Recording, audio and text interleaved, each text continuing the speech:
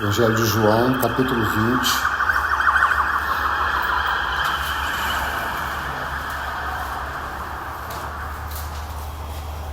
Vamos ler apenas o verso de número 17.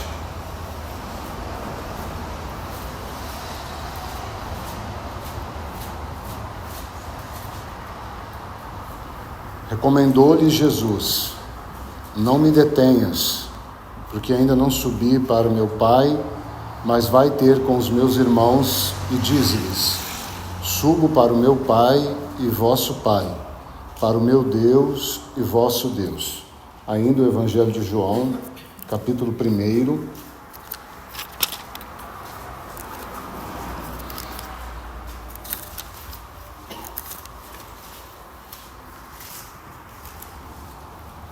verso 49. João 1, 49. Então exclamou Natanael: Mestre, tu és o Filho de Deus, tu és o Rei de Israel. Ainda, carta aos Hebreus,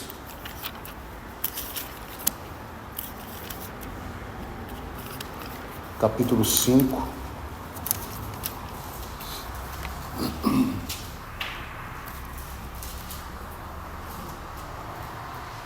carta aos Hebreus, capítulo 5, versos 5 e 6.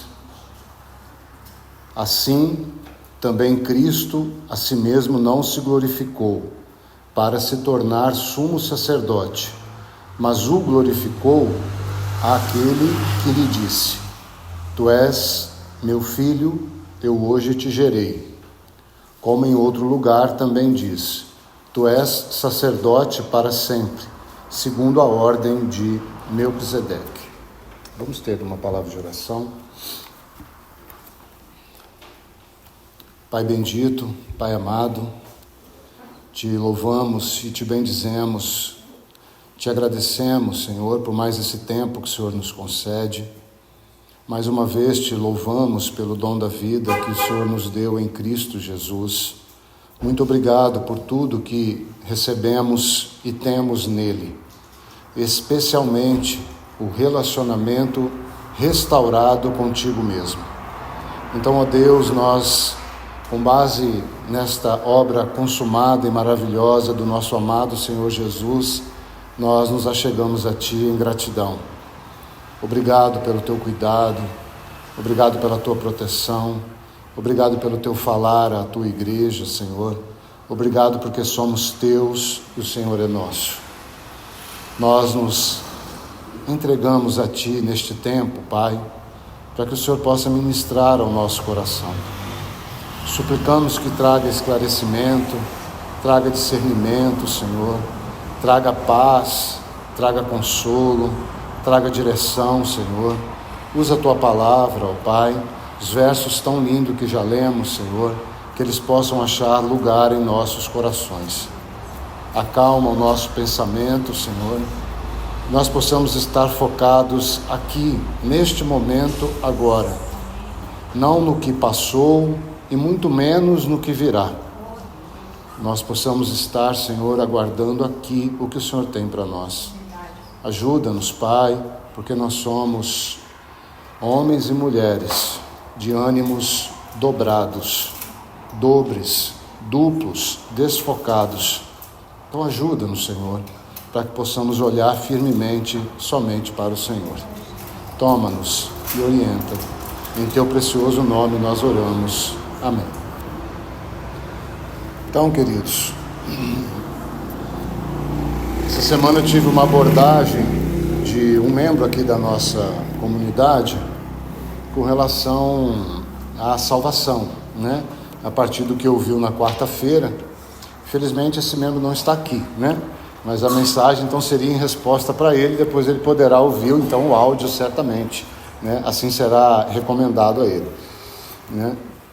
E a dúvida então era se uma vez salvo, salvo para sempre, né?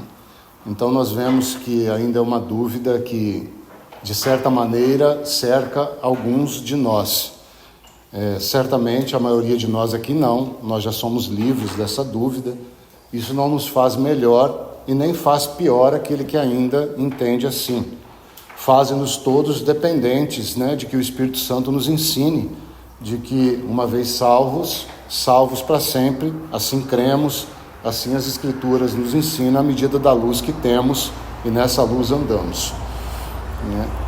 Só que, como você já sabe muito bem, assim como eu também sei, esse tipo de desconstrução, ela é muito complicada, Ela é muito difícil, uma vez que nós aprendemos, talvez por uma vida toda, de que se pecarmos, voltamos para o inferno, E se o Senhor vir como um ladrão e nós estivermos em pecado, também ficaremos para trás. Se nós não tivermos boas obras, a nossa fé é morta. E tantos outros jargões religiosos que interpretações particulares e limitadas da palavra impunham sobre as nossas vidas. Então, como os irmãos já ouviram o texto lido, não há uma forma de se desconstruir algo se nós não preenchermos esse algo desconstruído e esse algo então religioso, se nós não preenchermos esse espaço com Cristo, Porque só Cristo mesmo pode suprir toda a carência doutrinária da qual nós somos cheios por conta dos homens dos quais aprendemos. Mas Cristo é a doutrina, Cristo é a palavra de Deus, Cristo é o verbo de Deus. Nos últimos dias, Deus nos falou no Filho. Então, o que vai preencher o nosso coração é justamente Cristo. Não é uma doutrina pela outra, não é a doutrina de quem está certo ou de quem está errado, porque todos aqueles que defendem uma doutrina humana têm os seus argumentos, e muito bem fundamentados, e que assim o seja, e cada um então dará conta desses argumentos. Nós deixamos os argumentos de lado, não é intuito nenhum nosso defender uma postura doutrinária, mas explicarmos então qual o lugar da salvação no eterno propósito de Deus. Então, entendendo o lugar da salvação no eterno propósito de Deus, então se torna mais fácil compreender por que fomos salvos, obviamente, e por que salvo uma vez, salvo para sempre. Então nós lemos esses textos, todos eles, que falam então dessa relação do Senhor Jesus, especialmente partindo ali de João capítulo 20, primeira aparição dele ali, primeira vez então que os irmãos ali são chamados, que os discípulos são chamados de irmãos. Então nós já vemos que o contexto muda totalmente, Então nós temos uma realidade ali que ela é uma semente, de como o Senhor Jesus trata com os seus irmãos, com a sua igreja, E a partir do momento então que ele trata com a igreja, então ele vai trazer essa realidade de que tanto ele tem um pai, como nós temos um pai, assim também ele tem um Deus e nós temos um Deus. É bom que nós saibamos que Pedro teve uma revelação parcial, antes do derramamento do Espírito Santo, que Jesus era o Filho de Deus, mas ele só teve essa revelação parcial. Não houve ainda a ele uma revelação de que ele também era rei. Mas como o Espírito Santo é perfeito, aqueles que não conheceram o Senhor Jesus, ainda assim proclamaram isso. Então escreveram sobre a cruz dele, Rei dos Judeus. Então nós temos a revelação completa na história do Senhor Jesus enquanto homem, ainda que os homens não tenham compreendido nada, Mas ele é filho pela revelação de Pedro, e ele é rei pela revelação do incrédulo, que não o aceitou como rei. Os que o queriam como rei, só o queriam para usufruir desse reino, não para ter um relacionamento com o seu rei. Esses eram os discípulos. Mas a revelação foi trazida ali. E Jesus, quando aparece pela primeira vez, ele vai dizer então certamente o que é mais importante, que na realidade de igreja, nós temos um pai, mas nós temos um rei também. Então nós temos essas duas linhas que nós, graças ao Senhor, já meditamos muitas vezes nela, que é a linha então da filiação e do sacerdócio. Então nós vemos isso muito claro na vida do Senhor Jesus, quando nós olhamos especialmente o Evangelho de Lucas, na primeira vez que o céu é aberto, este é meu filho, né? E eu amo ele plenamente, e ali está a filiação revelada nesse primeiro momento. Passam-se então 30 anos, nós temos 3 anos, nós temos novamente o céu se abrindo, e agora então, este é meu filho amado, a ele ouvi. Por quê? Porque ele agora é o que traz, vamos colocar assim, a mediação, as palavras de Deus, palavras de vida, palavras de salvação. Para onde iremos se só tu tens as palavras de vida? Então, nós temos essa realidade mais uma vez explícita, temos essa realidade na carta aos Hebreus, que o irmão João está abordando. Então eu poderia entrar na carta aos Hebreus e acharíamos isso ali com tanta clareza, mas esse assunto é tão importante, irmãos, a filiação, e eu diria que até o sacerdócio, mais importante para os nossos dias, e a Bíblia nos diz isso também, porque muitos entendem a filiação, aceitam e compreendem, mas não sabem por que receberam, se tem que manter, por que tem, o que tem que fazer, o que não tem que fazer, como viver, como não viver, porque não se é trazido o sacerdócio, para que se complete essas duas linhas, essa linha de ouro e essa linha de prata. Só que o autor aos Hebreus, no capítulo 8, ele vai resumir toda a carta em um versículo. E ele vai dizer: ora, o essencial das coisas que eu tenho dito é que nós possuímos um tal sumo sacerdote. Então ele não resume a carta com a filiação, ainda que ele já tenha trabalhado essa relação. Porque é muito importante que um filho compreenda que ele tem um pai, mas ele tem também um rei. Quando Paulo escreve a carta aos Efésios, quando ele começa a falar sobre a relação doutrinária, ele inverte essa relação, por conta da necessidade que nós temos. Bendito nosso Deus e Pai, que nos tem abençoado com toda sorte de bênção nas regiões celestiais, em Cristo Jesus. Então ele inverte. Por quê? Por conta da necessidade que certamente o Espírito haveria de, então, buscar transmitir no decorrer da história da igreja, a necessidade da igreja saber que a igreja tem um Deus.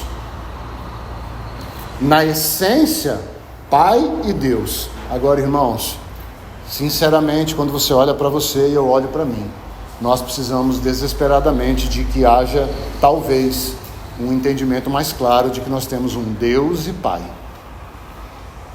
Então, quando nós pensamos nessa perspectiva de salvação, nós vamos compreendendo, então, que o Senhor Jesus, ele vem e ele vive como homem, e ele, então, para que ele possa se tornar o sacerdote, lembra que nós ministramos na quarta-feira?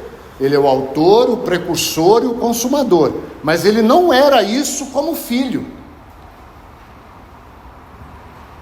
Como filho, ele era o Verbo eterno e ele veio, essa é a revelação de Pedro, mas ele viveu 33 anos e meio aqui para aprender uma coisa, como homem: se tornar o sacerdote.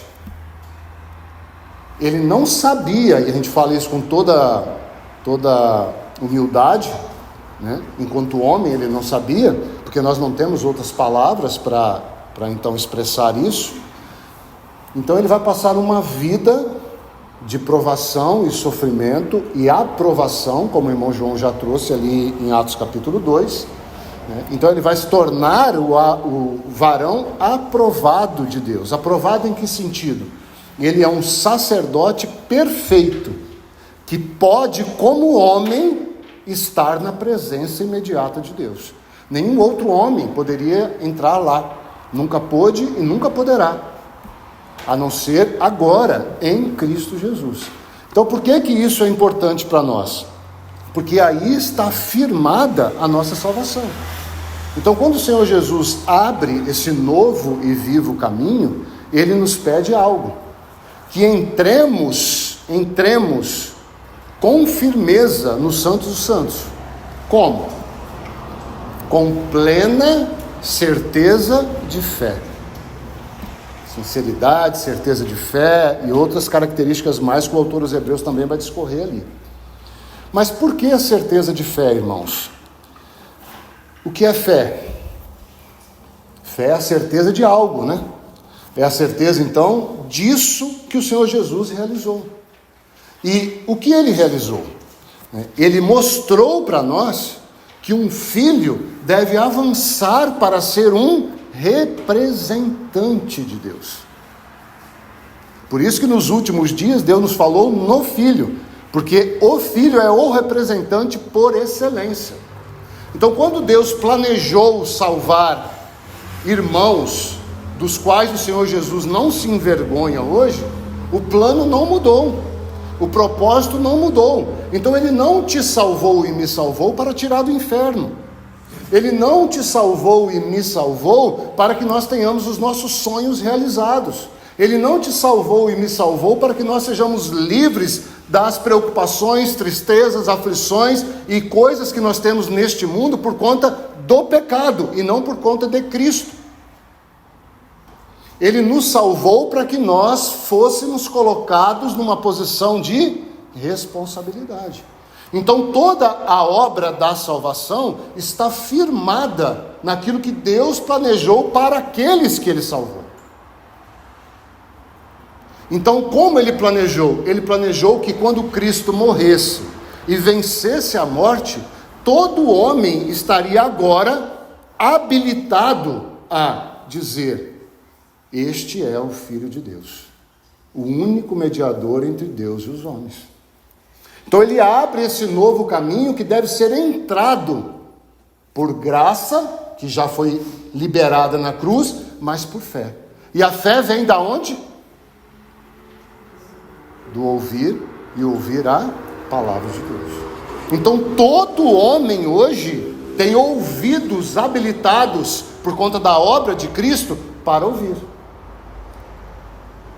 e reconhecer por fé que Jesus é o Filho de Deus. Mas esse é o primeiro passo. Essa condição em que o ser humano foi colocado é o início do processo. Uma vez então que ele reconhece o Senhor Jesus como único Senhor e Salvador, como nós já sabemos bem claramente, ele então é agora colocado num lugar de responsabilidade. Quando nós vemos essa figura com o povo de Deus lá em Êxodo, o que é que o povo fez para sair do deserto? Nada, irmãos. Nada. O povo não fez nada, muito pelo contrário. Se fosse pelo povo, provavelmente eles teriam ficado lá ou voltado para lá. Como que nós sabemos que o povo não fez nada? Porque quando você vai lendo a história do povo, você vai chegar em Êxodo 19, eles estão já no pé do Monte Sinai, e o Senhor vai dizer então a Moisés, e Moisés registra isso em Êxodo 19, ele vai dizer assim: eu, o Senhor, vi a sua aflição. Eu vi. Não foram vocês que me viram. Eu vi a sua aflição. E como uma águia eu voei lá embaixo, eu peguei vocês e coloquei sobre as minhas asas e trouxe vocês para cá, neste lugar no pé do monte. Ou seja, qual a figura disso? Filiação. Ninguém, irmãos, foi. O Senhor foi lá e, como Cristo, Ele deu aquele voo, dando oportunidade, então, para que nós pudéssemos subir nessas asas e voar como Ele.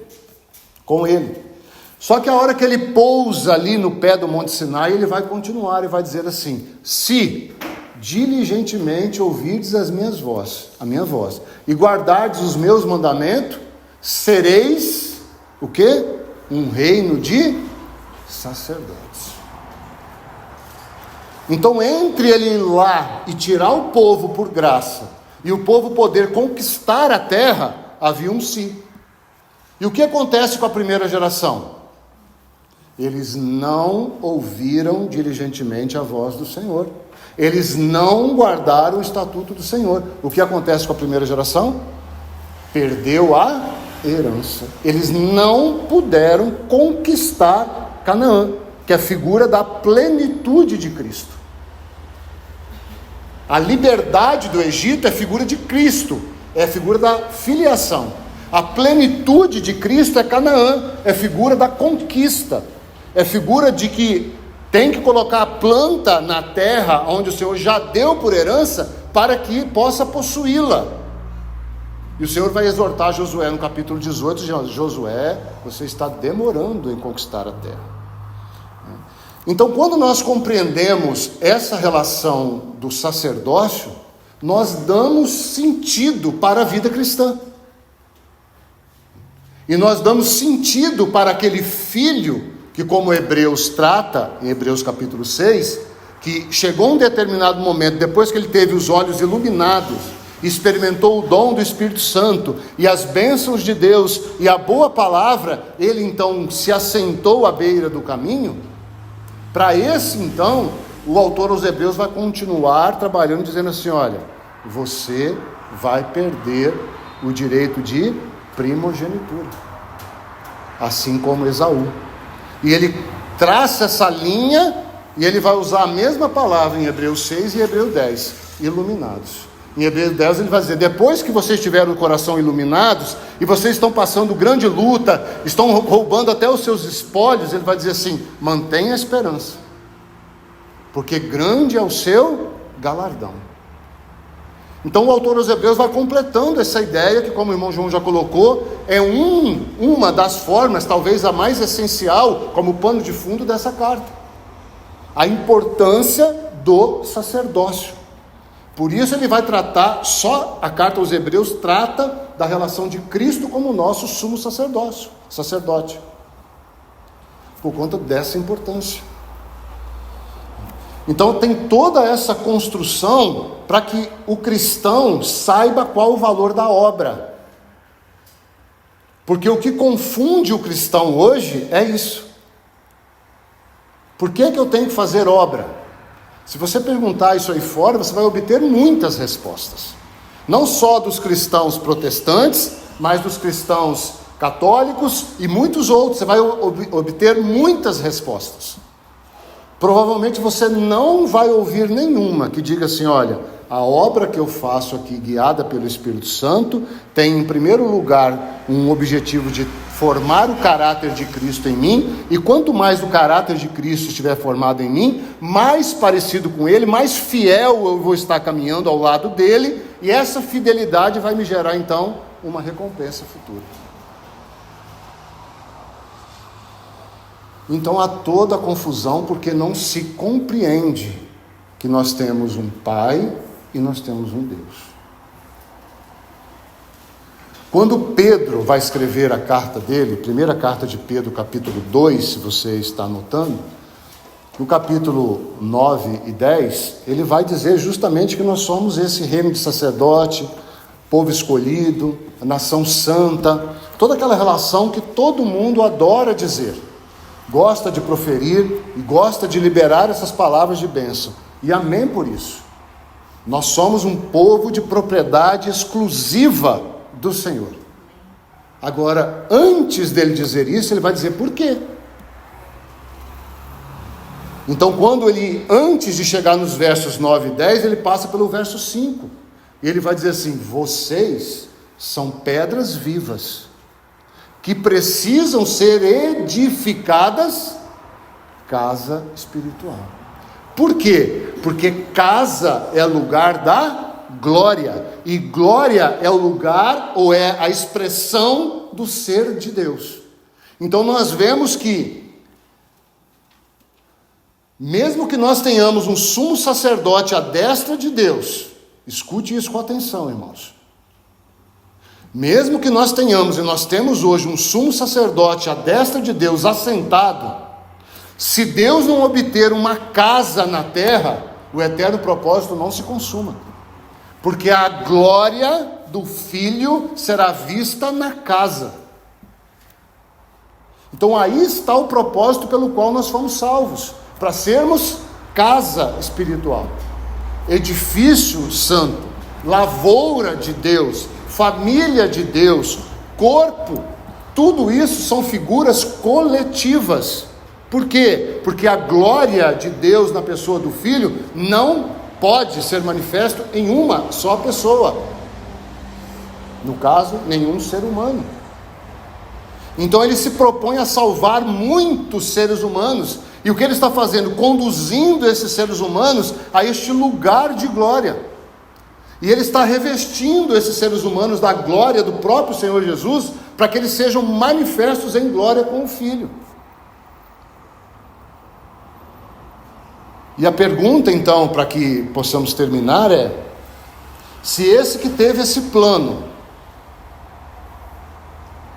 nesse plano, o Filho se propõe a vir a essa terra, o Filho se propõe a aprender por meio de sofrimentos e se tornar o autor da salvação dele. Ele se propõe, ele aprende, ele se torna esse autor, precursor e consumador. Ele é elevado aos céus, ele assenta. E quando ele é elevado aos céus, quem vai com ele? Toda a igreja. Toda a igreja. Porque não nos esqueçamos que no ato eterno de Cristo ser ressuscitado, todos nós fomos justificados. Agora a pergunta é: como pode alguém sair debaixo desta justiça? Como pode alguém dizer: eu não quero mais? Você pode até buscar refúgios que alimentem essa ideia, mas isso são refúgios humanos. São doutrinas que não alcançaram o valor que João vai descrever na sua carta, capítulo 2. Ele é um advogado que poderia advogar em prol de todos os seres humanos, milhares e milhares de vezes por cada um. Mas ele não advoga por todos no aspecto de salvá-los. Uma vez que esses então reconhecem, então esses estão cobertos por essa justa justiça. E uma vez cobertos, irmãos, não há nada que você possa fazer ou deixar de fazer para ser descoberto. Porque se houvesse qualquer coisa que você pudesse fazer para ser coberto, Deus não teria dado o seu Filho. É isso que Paulo vai dizer àqueles mestres. Se eles soubessem quem eles estão crucificando, eles não fariam isso. Então, irmãos, a salvação de todo aquele que crê está firmada, não no fato de você dizer: eu reconheço simplesmente isso. Nesse momento você é transportado do império das trevas para onde? Reino. E nesse reino há um rei. E aonde há um rei, há um governo. E onde há um governo deve haver fidelidade, responsabilidade. Então você foi transportado. Não há caminho de volta. Não há mar vermelho aberto para voltar. Não há rio Jordão aberto para voltar. Não há nenhum trajeto para a Babilônia para voltar.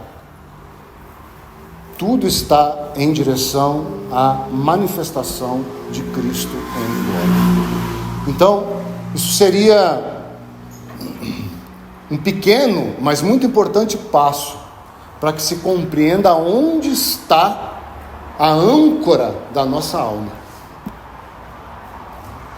Aonde está a âncora da alma daquele que verdadeiramente se converteu? Escutou? Verdadeiramente. Porque nós estamos também num tempo, e com tristeza dizemos isso, um tempo de muita confusão, né? Um tempo de muita emoção, né?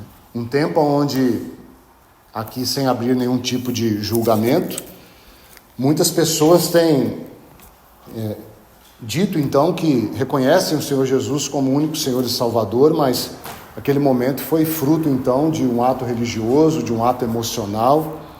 Então nós não estamos aqui afirmando que, de uma forma muito simples, todos que estão dentro de qualquer assembleia estão salvos.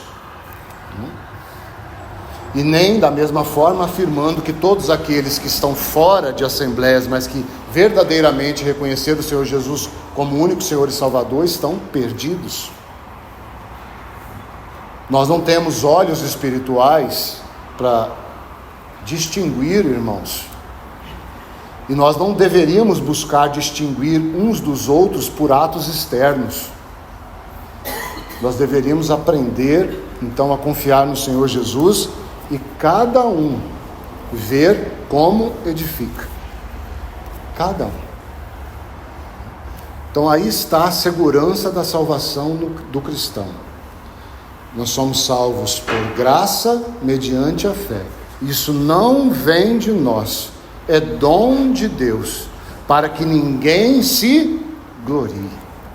Efésios 2:8. E ele vai terminar esse raciocínio no verso 10, dizendo assim: olha, vocês foram salvos porque vocês são minha feitura, meu projeto, meu quadro, minha pintura. Então aí está firmada a salvação do cristão, naquilo que Deus planejou e possibilitou na pessoa e obra consumada de Cristo, para todo aquele que crê. E aquele que creu passou da morte para a vida. E aqui começa o projeto de Deus de uma forma particular, para que eu e você sejamos colocados numa posição de responsabilidade. Já aqui, obviamente, no milênio e eternamente, segundo Apocalipse, quando o anjo vai escrever às igrejas. Então você veja quão importante é a sua fidelidade hoje. Não é só uma questão de dizer assim, não, deixa que outros vão reinar com o Senhor. Irmãos, não existe essa questão, deixa que outros vão reinar. Só há dois tipos de cristãos: os que vão reinar e os que estarão sob disciplina por desobediência, no milênio. Não há um meio termo aí. Não há morno, há frio ou quente. E dura coisa é cairmos na mão de Deus. Deus é fogo consumidor. Então, diante da mesa, nós celebramos essa certeza. É isso que nós celebramos aqui. Ele morreu, deu a sua vida por nós e derramou o seu sangue para a nossa purificação. E todo aquele que crê, então passou da morte para a vida, do império das trevas para o reino do Filho do seu amor. Isso é um fato consumado, imutável. E não permita o Senhor, e não permita então de maneira nenhuma, que nenhum homem ou qualquer outra situação possa tocar. Porque, irmãos, quando nós insistimos em divulgar tal doutrina, que a obra do Senhor Jesus é insuficiente, isso é uma ofensa muito grande à pessoa do nosso Senhor. Não é só uma questão doutrinária que nós estamos aqui falando, irmãos. Nós estamos dizendo que a obra do Senhor Jesus é insuficiente. Então que o Senhor nos ajude para que essa clareza de que somos dele cresça no nosso coração. E nós possamos não defender uma doutrina, mas defender uma realidade espiritual que não deve ser maculada por conta de condutas inadequadas nossas, que obviamente não deveriam acontecer, né? Mas, a começar desse que vos fala, acontece. E por isso nós temos um advogado que advoga por nós, intercedendo o tempo todo. Amém? Vamos orar. Pai, mais uma vez nós te agradecemos. Como é maravilhoso, Senhor, neste momento como igreja, nos relembrarmos da segurança que temos em Ti. Amém. Pai, quantas vezes andávamos, Senhor, cabisbaixos, com medo, ó Pai, de que pudéssemos de alguma maneira sermos excluídos do Senhor. Mas, Pai, o teu amor e a tua verdade, juntamente com a tua fidelidade, por meio da tua graça, mediante a tua justiça, Senhor, é tão certa para nós, é tão segura, Senhor, que sinceramente, como Paulo vai dizer, e à medida que nós olhamos isso verdadeiramente, podemos experimentar um pouquinho, o teu amor nos constrange.